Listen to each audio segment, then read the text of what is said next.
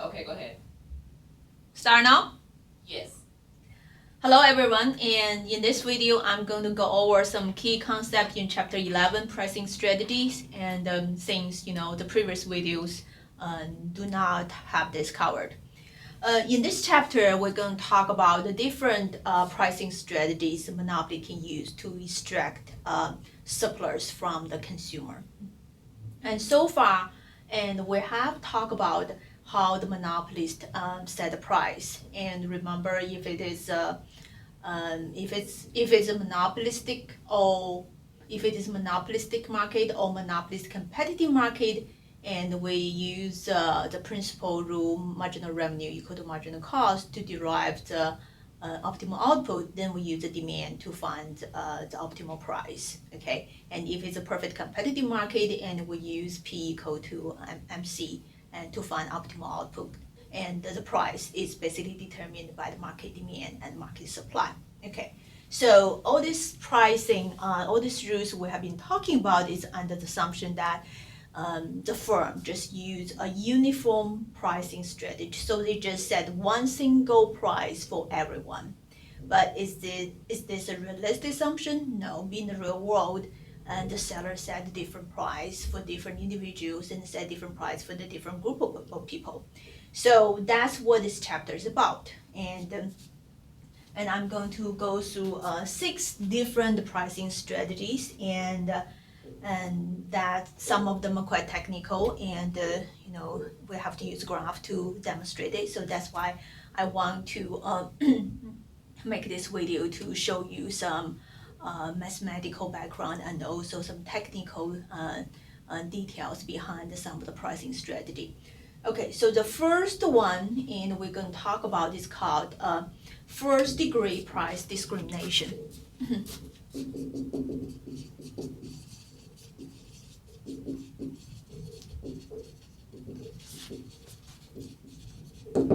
Okay, so again, this is the price discrimination, which means you're going to set price for different individuals. Okay, so what is first degree price discrimination? Suppose I have a lot of this pen here, and I'm selling this to everyone. Okay, but each one of you has a different valuation for this object. So which means each one of you is willing to pay a different price for this object. Somebody may say, okay, I think this marker worth $5, I'm willing to pay $5. But another person may think, this marker worth $3. I'm only going to willing to pay $3 minimum. Okay, so and each individual has a different valuation for the same object. Okay, if the sellers know exactly how each individual values this object, then what would be the optimal strategy for the monopolist? Yes, and the optimal strategy for the monopolist would be setting the price to each individual that is equivalent to their valuation of the object. So for John, if John valued this market at $5, I'm going to sell John at $5. If Joanne valued this marker at $1, I'm going to sell this marker to Joanne at $1. So if the monopoly has ability to know exactly how everyone value this object, then the optimal strategy for the monopolist is to set a different price for each individual, and that price is exactly equal to the valuation that person holds for this object. So this is what we call first degree price discrimination. Okay, so what is a characteristic or what is the benefit of the first degree price discrimination? The consumer surplus, all the consumer surplus is going to go to the producer. Why? We have talked about consumer surplus. So what is consumer surplus? Consumer surplus is the difference between your valuation of the object and the price you pay. So it's a difference between these two figures. Okay, so if John valued this market at $5, they pay exactly $5, then what is surplus to John? Is 0, right? So if the producer and charge the valuation, charge the valuation to each individual customers, then the customer will will earn will earn zero surplus from consuming this good. So where does the surplus go? All the surplus and goes to the producer. So this is the first degree price discrimination, which means, all the surplus will will go to the producer surplus and consumer surplus is basically equal to zero. And this is the most ideal strategy for the monopolist or for the producer, if they can do that. Okay, so that's what I want to talk about, the first degree price discrimination. So it's the most ideal one, and for the seller or for the monopolist. But is it realistic to assume that the firm knows everyone's evaluation? No, and in the real world it is, and that's not the case. Okay, so since this, we call this the first best strategy, because if it can be implemented and it gives the producer the highest payout. Since this first best cannot be implemented in the real world, then the seller or the monopoly is going to consider the other two kinds of price discrimination. And the second price discrimination, we call it the second degree, price discrimination. And this price discrimination is a discrimination based on the quantity bought. Okay, so it's the discrimination based on the quantity. Okay, we see this pricing strategy all the time, and when we buy stuff, we see, buy two get third one free, right? And also we see that if you buy a large quantity, you buy a bulk of stuff, and the unit price is much smaller than if you buy a small quantity. So we see this kind of marketing strategy all the time. Basically, it is discrimination based on the quantity. If you buy a large volume, you're going to pay a smaller unit price, and if you buy a smaller quantity, you're going to pay a higher price. Okay, this is the discrimination, but it's based on the quantity. So again, this is implemented or is used because the first degree price discrimination cannot be adopted. Okay, so basically the second degree price discrimination and divide the whole consumers into two group of people: the group who buy a large quantity, and the group who buy a smaller quantity. They charge each individual good, each of this group a different price. Okay, so and for this price discrimination, and the seller cannot accrue as much surplus as it can from the first degree price discrimination, but it is still better than using the uniform price. Okay, so that's the second degree price discrimination. And the third one,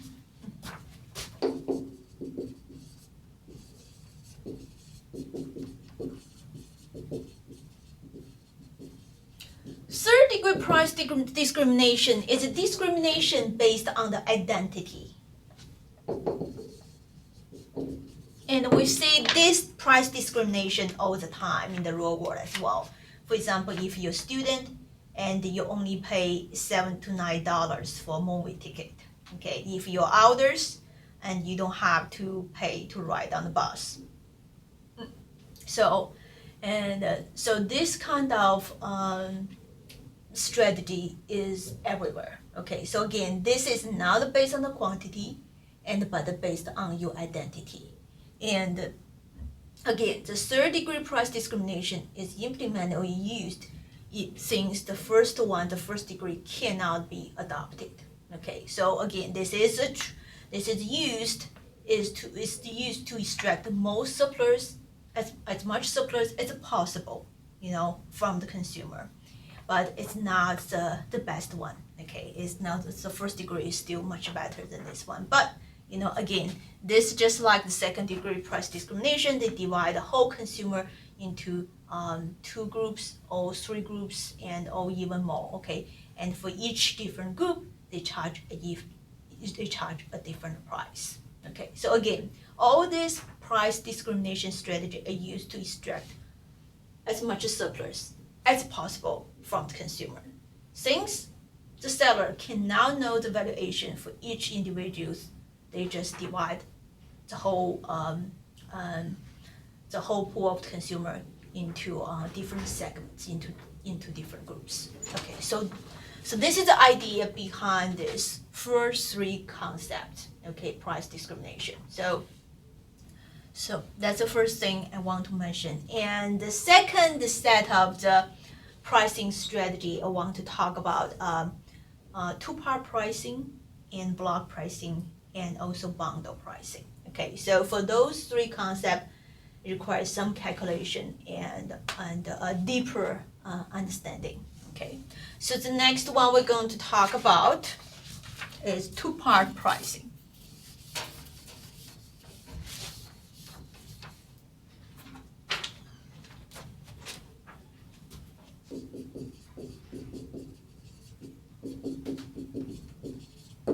Okay, so this name here is very descriptive. Okay, so there's two parts in this price. Okay, the first one is the fixed fee at the very beginning, or you can see entry fee, or you can see the membership fee. Okay, so there is a fee at the beginning.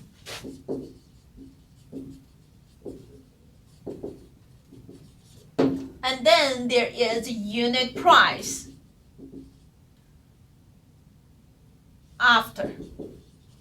Okay, so for the consumer who buy a product or buy a service that has this two-part pricing feature, they pay a entry fee at the beginning, pay a fixed fee at the beginning, and later on, every time they buy this service, or they come to this whatever the club it is, they will pay another unit price. So that's what the two-part pricing is, and we see this is all the time. Any kind of membership, is basically two-part pricing. Okay, I know a lot of you probably use the same club membership, and you pay a fee, an annual fee, and then every time you go to the store where you buy the goods, and you have to pay the unit price. Okay, and if you play golf, and there will be a membership fee, and so any kind of this kind of membership, and usually is this two-part pricing strategy. Okay, so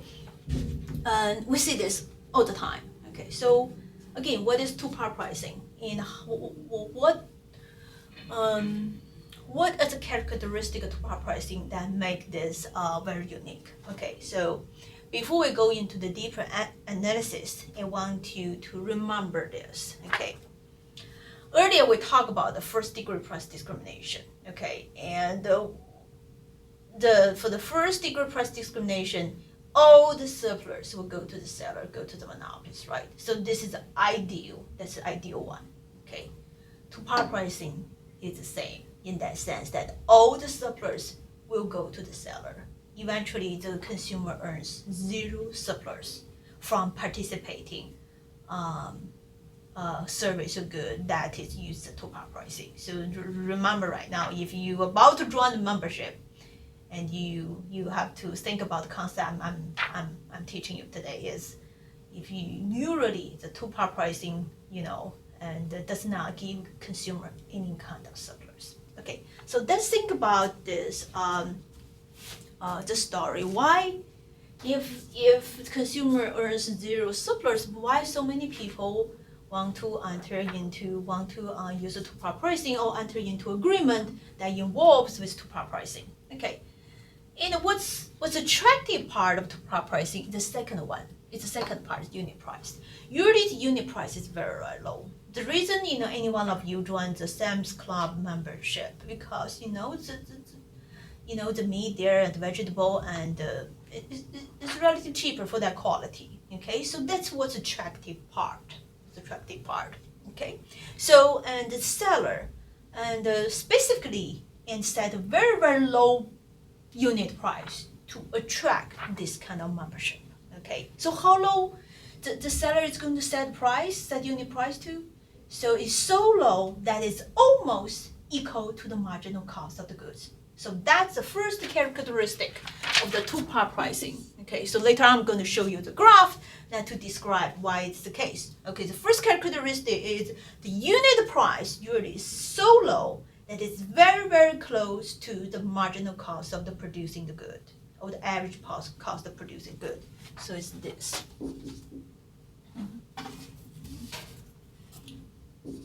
Unit price is extremely low, and it's almost equal to the marginal cost of average cost.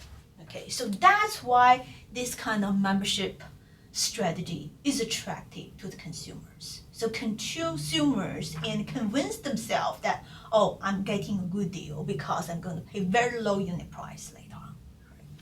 So that's why it can attract a lot of consumers and a large quantity, and will be traded by using this strategy. Okay, so all right, so you may ask me right now, okay, if the seller is going to set a really, really low unit price, how are they going to make money?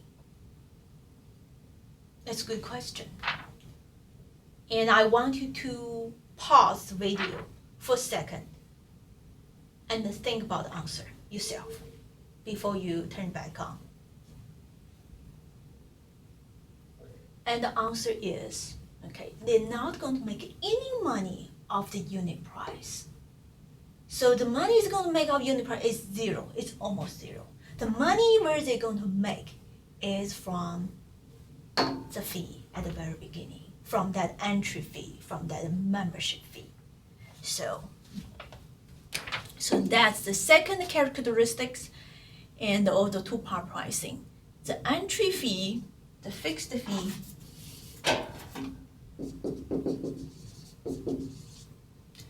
is the surplus for the seller.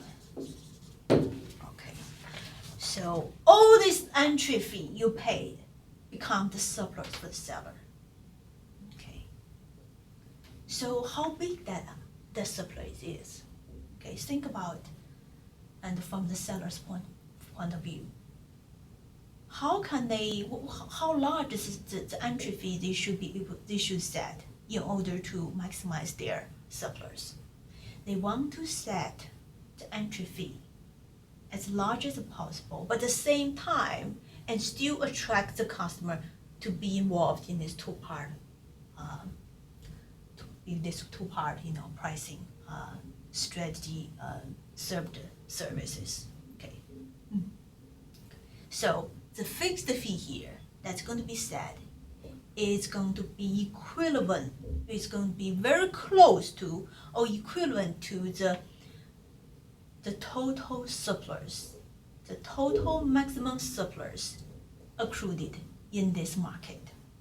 Okay, so I'm going to explain in a second what I mean by that. Okay, so I think at the chapter 2 we talk about supply and demand, and in there we talk about consumer surplus and producer surplus and social welfare, right? Okay, so we talk about if there's no third party involved, the social welfare.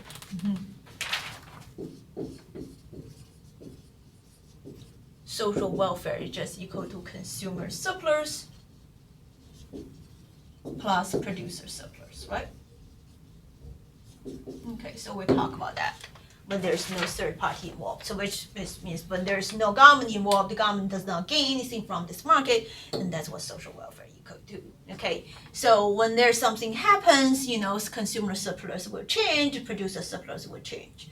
But we talk about, okay, what is the maximum social welfare? Which means which is the maximum of the consumer surplus, producer surplus, is this area here. Okay, so if this is a competitive market, okay, this is the equilibrium price, that this will be the consumer surplus and this will be the producer surplus. Okay, the sum of these two, this big triangle area, is the social welfare. And we talk about this is the largest social welfare that is possible in this market. Okay, so, okay, if this is the largest social welfare possible in this market, that means that's the largest summation of these two components, consumer surplus, producer surplus. Producer surplus can change, consumer surplus can change, but the sum of these two can never be bigger than that, right? Okay. So now let's get back to this fixed fee here. Okay, so remember the goal here. The goal here is for the seller is to have as much producer surplus as possible. Okay, so to have as much as surplus as possible, they want to squeeze all the consumer surplus out of this, right? Okay, so the fixed fee actually eventually is going to set, which is going to be set to be equal to this whole area. So which means all the welfare, all the surplus that is generated in this market will go to the producer. So that's what eventually the fixed fee is going to be equal to. The seller is going to set a fixed fee that's equal to the maximum amount of surplus that can be generated in this market. Okay, so that's why when you enter into agreement of this two-part pricing, once you have pay that a membership fee or and a fixed fee, and already the seller has achieved their goal of extracting all the surplus from you. Okay, so it's pretty cruel and I think it's aggressive pricing strategy on the seller's part. But for the consumer, actually most consumer have not realized and that's the way it is, because they feel like they are getting a deal, but it is not true. Once you pay that membership fee, and all the surplus is gone. Okay, all right. So this is a theoretical background behind this. So now I'm going to show you an example. Okay, I'm going to show you an example in mathematics how this limit price and how this unit price and the fixed fee are calculated in the real example here. Okay, but this basic theoretical background should be there. You should understand this first. So the unit price should be as low as possible, which is equal to marginal cost and average cost, and the fixed fee should be highest possible, and which actually equal to the sum of the surplus that can be generated in any market. Okay. All right. So now let's look at this example, and I'm just going to use the example in the book.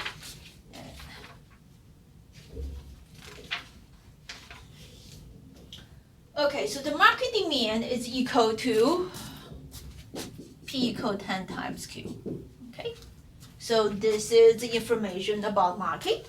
Then the information about the firm is the following. The firm has this marginal cost equal to average cost equal to 2. So they have this constant return to scale. So which means, there's no economy scale, there's no diseconomy scale. For the economy scale, average cost is going to change, you're going to decreasing, increasing, but here we don't have that. We have constant return to scale. Okay, so this is a simple case, simple framework. But by using this simple framework, and we can really understand, how the seller, how the monopoly extract all the surplus by using two-part pricing. Okay, so now let's take a look at this example. I'm going to draw the demand. Okay, so this is demand, this is 10 and 10, right? Okay, P equal to 10 minus Q, so intercept is 10. And this value here is 10 as well. Okay, and the marginal cost and equal to average cost is equal to 2. It's equal to here. All right, okay. All right, so a very simple graph. Okay. So first, let's talk about the unit price. So what is the unit price should be charged? Since I already introduced the theoretical background behind this, we know the unit price should be charged at $2. Okay, right? Okay, so if the unit price is set at $2, okay, then what is the quantity? What is the amount that will be sold or bought, okay, in this market. Okay, if the price is equal to 2, and remember here, even there's a two-part pricing, there is a fixed fee there, okay, but the unit price, then the quantity demanded, they still have to follow the law of demand. Okay, so you can almost put the fixed fee aside. The unit price and quantity demand still follow the law of demand. So if the unit price is set is equal to 2, and the quantity that will be purchased by the consumer is going to be 8. So this much quantity will be bought. So the seller is going to extract the surplus from the consumption or the selling of these 8 units. Okay, so now let's look at, so we know the unit price equal to $2. So how about the fixed fee? So how do we calculate the fixed fee? Fixed fee has to be equal, based on what we talk about. Fixed fee has to equal to the sum, or has to equal to the total maximum surplus that can be generated in this market. So what is the total maximum surplus that can be generated in this market? Okay, how do we determine that? Okay, think about the example we just used here. The total amount of surplus that can be generated is equal to the area between the demand curve and the supply curve, basically, right? This area between the demand and the supply, okay? And for this marginal quantity here, right? So we're going to use the same logic and on this graph. But there's a difference between these two graphs. As you can see that, there's a supply curve, but on this one, we don't have supply curve. But in the previous chapter, we talked about the marginal cost curve and the supply curve, the relationship of these two. Anybody remember that? Okay, so if you remember that, I have mentioned that actually the supply curve is derived from the marginal cost curve. So when your marginal cost curve is a horizontal line, actually this is also the supply curve. So you can imagine, instead of having marginal cost line, you have supply curve, right, like this. Okay, so if this is the supply curve, okay, and this is the demand curve, then what is the area in between? It's this. So this area here is the total maximum surplus that can be generated in this market. And the quantity that will generate this amount of surplus is 8 units. And in a sense, it's like the equilibrium quantity. So this area here, if this area represents the total maximum surplus, then the fixed fee should be equal to this area. Okay. So the fixed fee, we're going to use the formula. It's half of this length multiply this distance here. So this is 8, this is 8.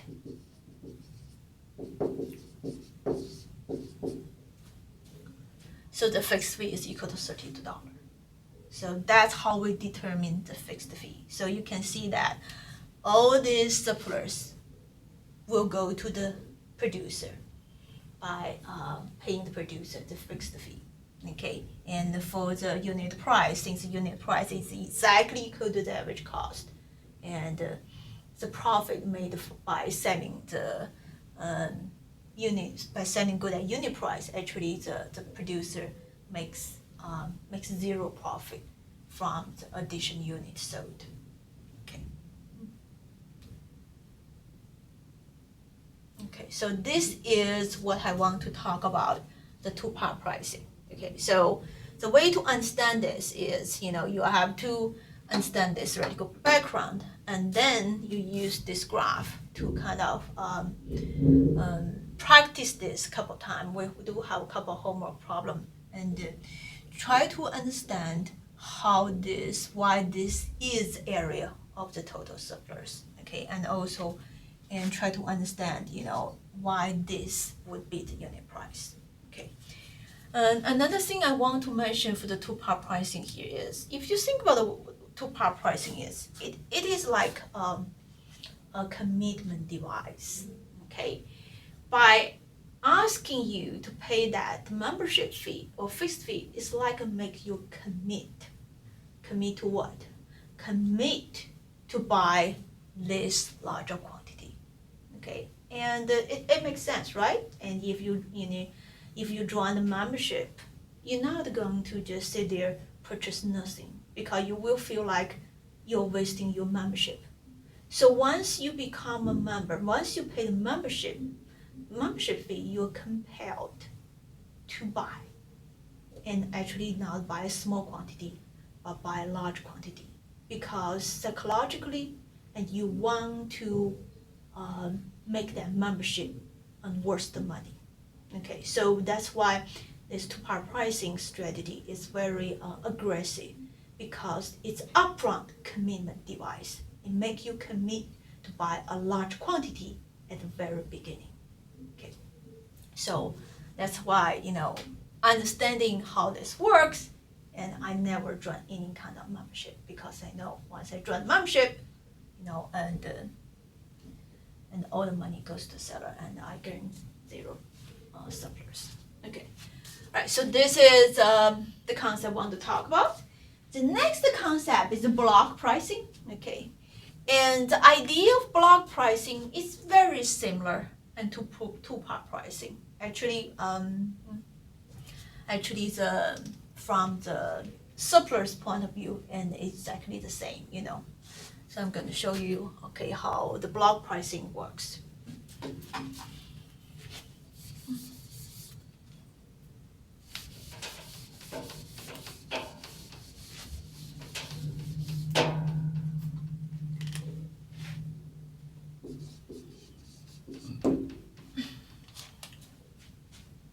Okay, block pricing. What is block pricing?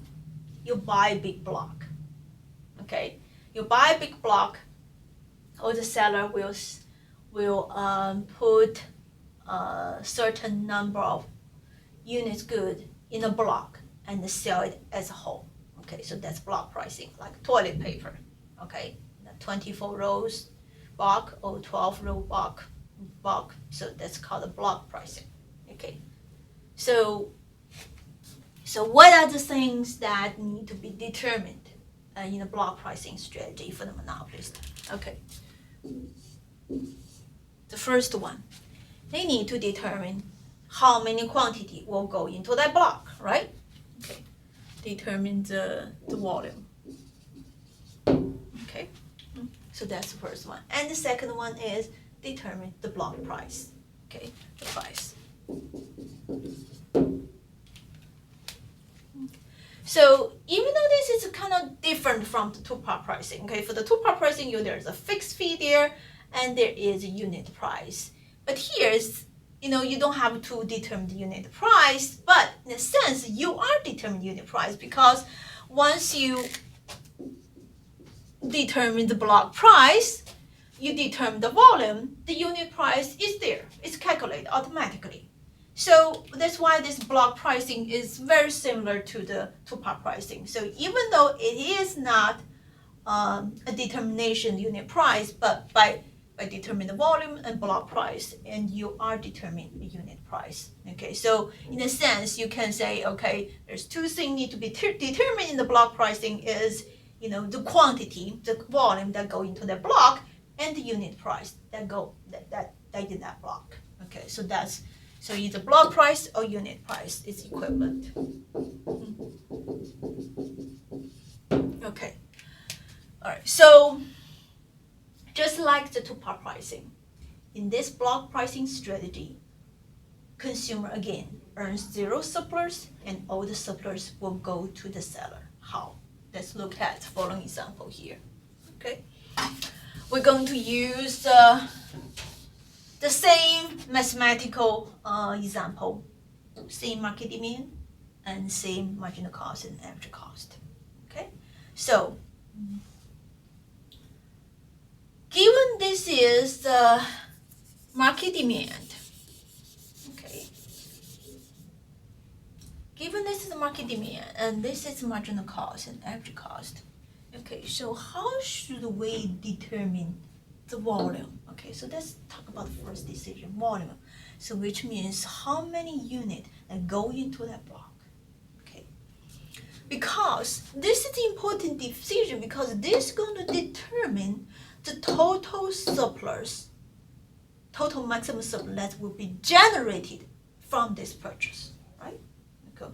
Of course, the seller want to set a volume that is equal to that equilibrium volume, because by having the equilibrium volume, you know the maximum amount of surplus will be generated. If the volume is smaller or bigger, then either way, the surplus, the total surplus will be smaller. Okay, so for the volume, the determination volume has to be equal to this, what we call it in a probably competitive market is like equilibrium quantity. Okay, how does equilibrium quantity is determined? Again, supply has to be equal to demand. This is the supply, just we talked about, and this is demand. Units is A. So this is what we call the equilibrium quantity, and this is the quantity that should go into this block, because that quantity will guarantee the maximum amount of surplus. Okay, so now we determine volume is going to be equal to 8 based on this graph. Okay, so very good. If volume is equal to 8, okay, then we go to the next decision. What is the block price? Or in another word, what would be the unit price after we determine the block price? Okay, so again, what's the goal here?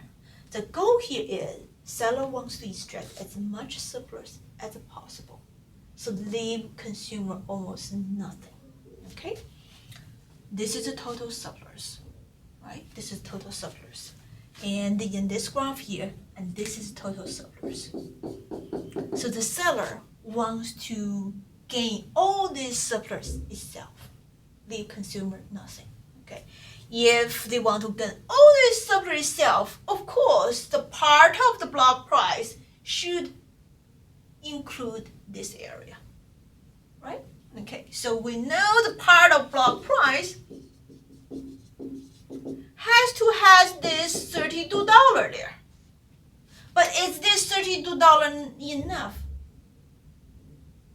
It's not enough. If we only include this $30 in the block price and nothing else, the seller is not going to make $32 because in order to produce this 8 unit, there will be a cost. So we have to include the cost of making this 8 unit. What would be the cost of making this 8 unit? Okay, using our formula, total cost is equal to average cost multiplied quantity here. If 80 units is produced, the average cost equal to $2, and this area here represents the total cost of making these 8 units, which will be $16. So $16 is the production cost of making this. Your block price has to include that. Okay, so in addition to that, the surplus, you have to add this $16 because that's the production cost. So now if you set the block price equal to $48, and then you can gain all this surplus yourself. So in this block pricing, the volume is determined as 8, and the block price is equal to $48, which is equal to the maximum amount of surplus plus the production cost. Okay, so that is a block pricing. So just like the two-part pricing, all the surplus will go into go to the sellers. Okay, again, this is also a committed device. Why is commitment device? When the consumer buy this a bulk, they are committed to consume this 8 unit. So if you think about it, all two-part pricing, block pricing is all about make the consumer to commit to that equilibrium quantity. Okay, because only when the consumer consumes the equilibrium quantity, the maximum amount of surplus can be generated. So both this strategy are a commitment device. All right, so that's what I want to talk about block pricing. And the third one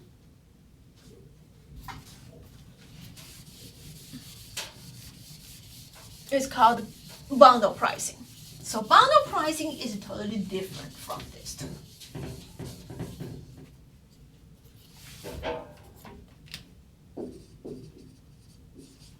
Okay, so what is bundle pricing? Okay, we see the bundle package all the time.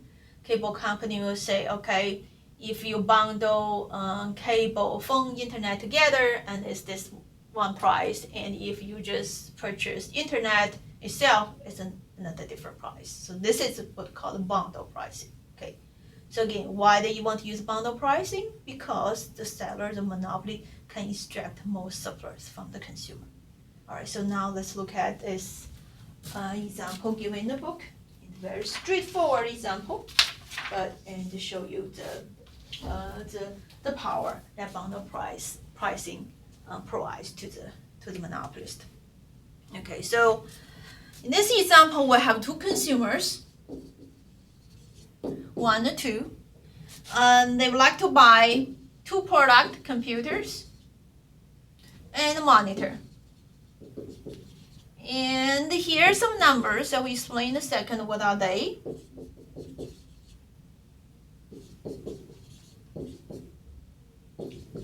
Okay, so those four numbers represent the valuation that each consumer has for each different good.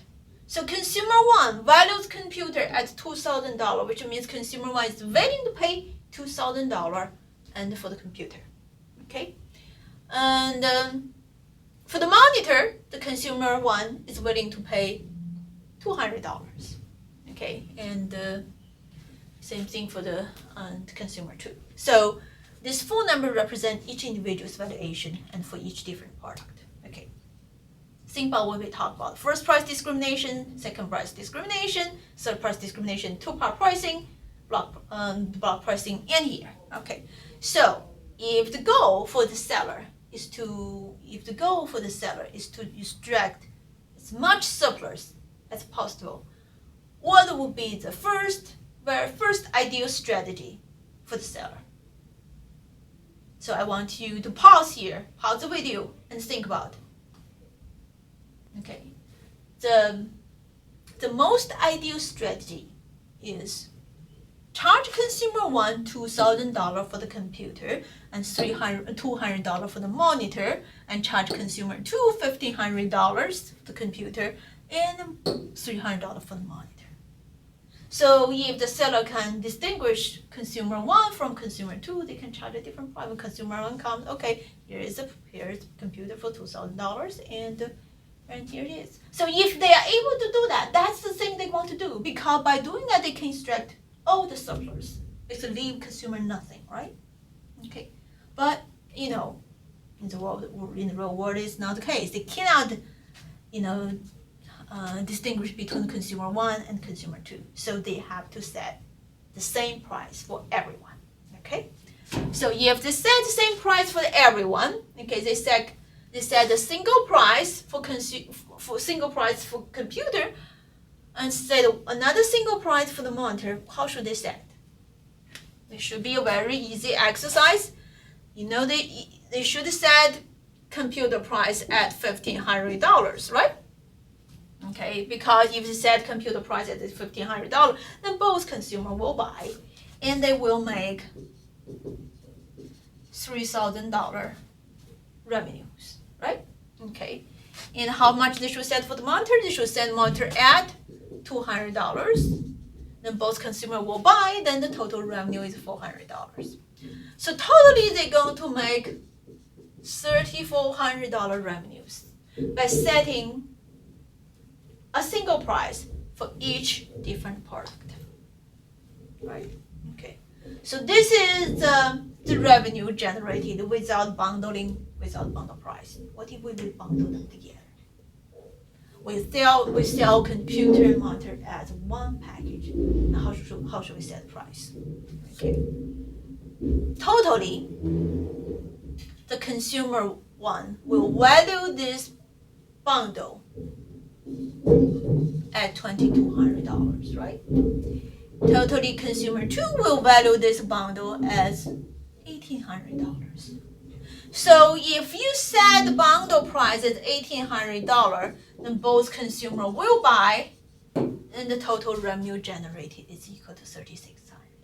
So you can see why the bundle price is better. Okay. So this is a simple exercise and for the bundle price.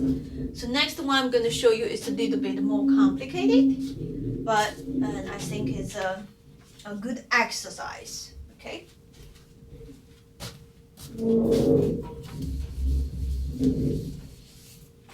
So now we're going to have three consumers and still two products.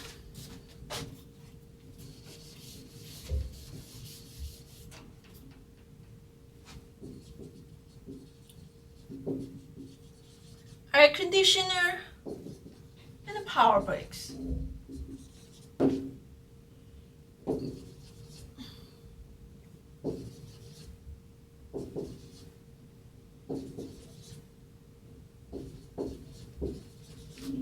And those numbers there represent valuation for each consumer for each different product.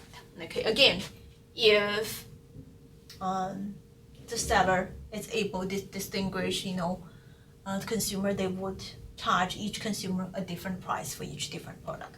Then they can extract all the surplus. That will be the first best solution. But since that is not possible, they have to set the same price for every individual, for everyone. Okay. So if the seller has this problem, okay, so how should they use bundle pricing to extract the most surplus? Okay. Think about it. Okay, how should we bundle them? How should we set the bundle price? Okay, and I'm going to put the total valuation right here. So this is $1,500, this is $1,100, and this is $900. So if we bundle them together, consumer one is willing to pay $1,500, consumer two is willing to pay $1,100, consumer three is going to pay $900. Okay, strategy one. If the seller just use bundle price, just offer the consumer a bundle, okay, we're selling this bundle, air conditioner and the power brakes. Okay, the only option for the consumer to buy a bundle. Okay, then they should set the bundle price at $900, right?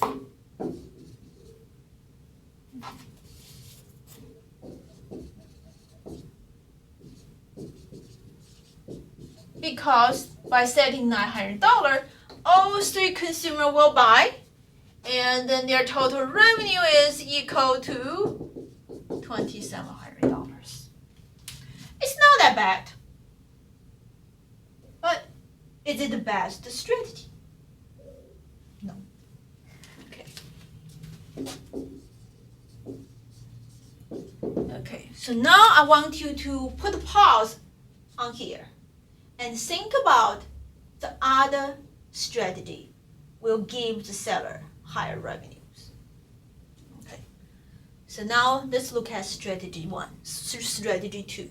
Okay, strategy two will be this. What if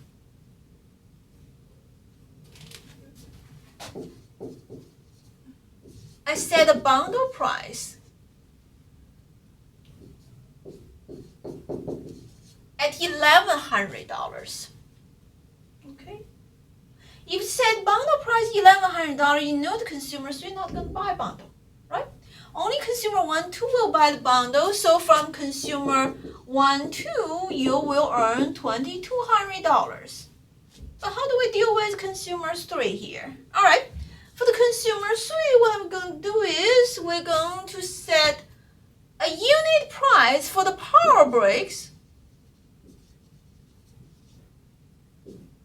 at $800. So this way, even the consumer 3 is not getting bundle, but they're going to get a power break. So from consumer 3, you're going to earn $800. Okay? Then someone may ask me right now, okay, so if you set the individual price for power break to equal to $800, why not say individual price for air conditioner to equal to $100 so we can make another $100 from the consumer 3? Should we do that? Okay, I'm just going to put it here. So suppose we set the air conditioner at $100. Okay, yes, consumer 3 will buy it. So you're going to get $100 from consumer 3. But is this make sense for the bundle price? Because the bundle price only work if the bundled price is lower the sum of the individual price. In this case, the bundle price is higher than the sum of the price. So nobody actually is going to buy the bundle. So that's why this is not going to work. Okay? So that's why you can only set the price for the power breaks. You cannot set air conditioner price equal to $100. If you set air conditioner price is higher than $100, like about $300, that would work. But it does not really make any difference because consumer 3 is still not going to buy it. Okay, so that's a strategy 2. Strategy 2 is the bundle price is set at $1,100. Power break is set equal to $800. And we can put air conditioner there, but the price has to be greater than $300. Okay, so this way, consumer 1 and 2 will buy bundle, consumer 3 will buy power break. So totally, you're going to make $3,000. Okay, so obviously the strategy 2 is better than strategy 1, right? Because you make $300 more. But is this the best strategy? Now I want you to make a pause here again to think about it. Is there an even better strategy? Okay.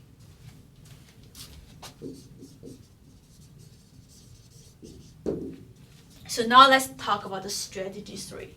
I think probably some of you already figured out, right? Okay. So strategy 3 is this.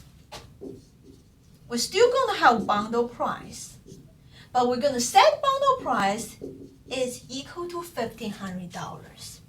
So if the bundle price set equal to $1,500, only consumer 1 is going to buy it.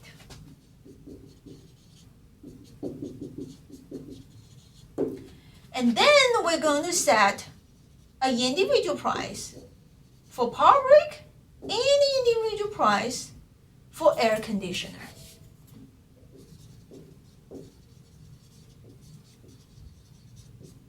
What's the individual price you should set for the power break? You set $800. Okay.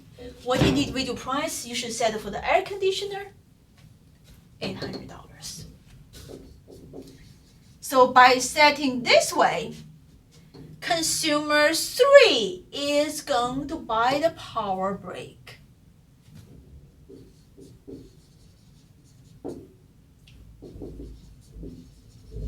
Consumer 2 is going to buy the air conditioner only. So in this strategy here, consumer 1 buy the bundle, consumer 2 buys the air conditioner, consumer 3 buy the power break. Now let's take a look at the total revenue. It's equal to $3,100.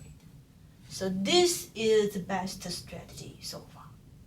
Okay, so by doing this exercise, it shows you how do you play this bundle price and unit price to extract as much surplus as possible from the consumer. That's why the bundle price works and it's powerful. Okay, so that's what I want to cover in this video, and I hope this helps you help you, solve the problem, clarify some of the concept.